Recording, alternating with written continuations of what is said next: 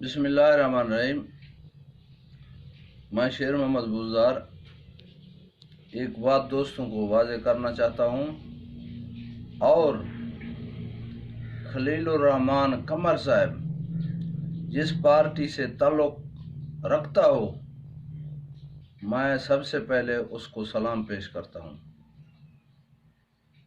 مجھے نہیں پتا کہ وہ کون ہے، لیکن اس نے جو باتیں کی ہیں وہ ایک سرمد ماروی ہے عورت، اس کے بارے، اور وہ خود میں نے بیانات سنے ہیں کہ ہمارے ارے بھائی چند اینکر دوست، منصور علی ایک اچھا اینکر تھا اور سمجھتا تھا، ہمارے دلوں میں بستے تھے، بہت اچھا آدمی تھا، لیکن صد افسوس اس اینکر سے، اینکران صاحب جو بھی ہیں ان سے، کہ ہمارے خدارہ اینکر صاحبان اور دوست ہمارے معاشرے کو اس طرح، ہمارا اسلامی معاشرہ ہے، اس کو اس طرح تباہ کرنے سے بچا لیجئے گا۔ ارے بھائی یہ کون سے سنت ہے، کون سے حدیث میں ہے کہ میری جسم میری مرضی؟ یہ کہاں ہے عورت کے لیے؟ بھائی ہمارے نبی کا فرمان، ہمارے حضرت علی کا فرمان، حضرت ابوبکر صدیق کا فرمان، خدا را خوف کرو، کیا کہتے ہیں وہ؟ عورت چادر اور چار دیواری میں اچھی لگتی ہے۔ یہ غیرت بھی یہی کہتا ہے، اسلام بھی یہی کہتا ہے، نہ کہ اسلام میں کبھی یہ ہے عورت کہے کہ میری جسم میری مرضی۔ یہ بات ہو سکتی ہے؟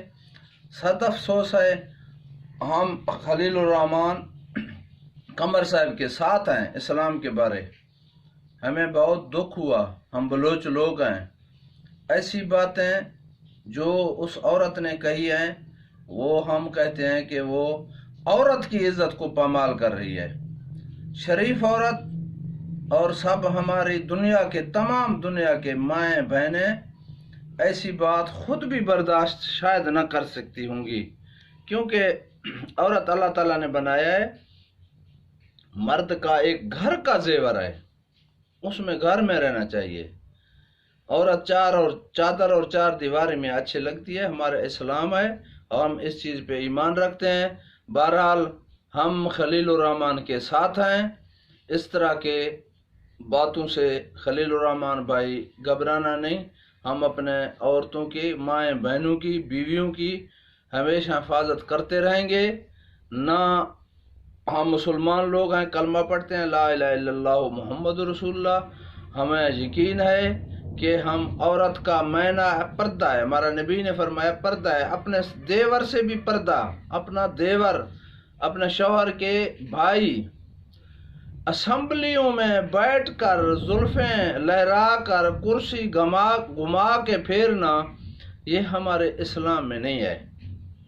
میں ہر اس عورت بہن کو یہ ضرور کہوں گا کہ خدا را، اگر کسی اسمبلی میں، کسی بازار میں، کسی شہر میں، کسی جگہ میں آپ جائیں بوجہ ضروریات، اسلام میں اجازت ہے، بوجہ ضروریات، مجبوری زندگی کے لیے، لیکن پھر بھی پردہ ہمارا ایک اصول ہے، با پردہ کم از کم اپنے چادر کو تو سر پہ اوڑھ لیا کرو، کم از کم تو سورج نہیں نکلا۔ ہمارے بی بی محترمہ کی ایک بال جو ہے نا باہر تھی اپنے نقاب سے، تو سورج شرم سے نہیں نکلا۔ یار خدا را، ہم مسلمان ہیں، اسی کو مسلمان اینکر صاحب ہو، خدا کا خوف کرو، اللہ کا فرمان مانو، نبی کا فرمان مانو۔ یار کہاں پہ لے جا رہے ہو ہمیں؟ دوستو، اسلام آنے سے پہلے دیکھو نا، عورتوں کو ہم مسلمان بحیثیت ہمارا مذہب کتنا عزت دیتی ہے اور دے گئی ہے۔